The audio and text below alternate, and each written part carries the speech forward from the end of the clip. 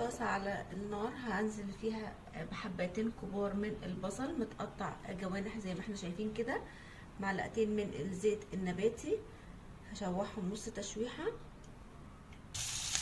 يا دوب البصل بتاعي اخد لون شفاف بسيط كده، هنزل بحبتين كبار من الطماطم متقطعة نفس التقطيعة.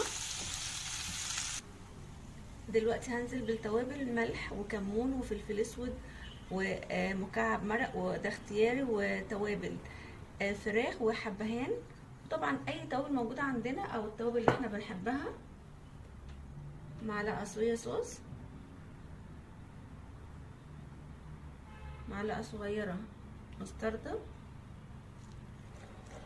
هخلط بقى المكونات دي كويس جدا.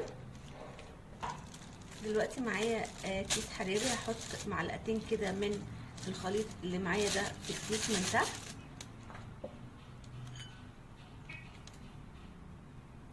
معايا بقى قطع فراخ، لو حابه اسيب الفراخ على بعضها ما عنديش مشكله، بس انا بحبها قطع كده بتستوي اسرع وكمان بيبقى ليها طعم حلو قوي.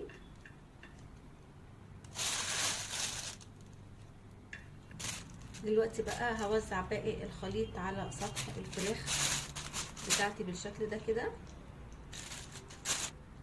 دلوقتي بقى معلقه واحده بس كده من الزيت على وش الفراخ بتاعتي، وقرن من الفلفل الحراق وده اختياري. هنقفل الكيس كده. الكيس الحراري بتاعي بالفراخ بقى جاهز معايا، هحطه في صينيه وادخله الفرن على درجه حراره 220. هياخد تقريبا ساعه معايا ويكون الفراخ استوت جدا. وكده الفراخ بتاعتنا بعد ما طلعت من الفرن يا دوب بس الكيس يهدى حاجه بسيطه. شايفين سخن جدا طبعا. وبكده الفراخ بتاعتي بقت جاهزه معايا. شايفين فيها صوص منها، فيها بجد تحفه ودايبه دوب. شايفين بقى خطيره. لو حابينها طبعا تحطوها تحت الشوايه 10 دقايق مفيش اي مشكله. مش حابين هي بتتاكل كده وانا ما حطيتلهاش اي ميه، دي ميه الطماطم والفراخ.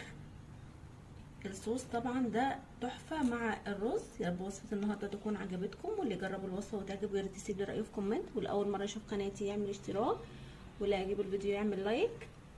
سلام.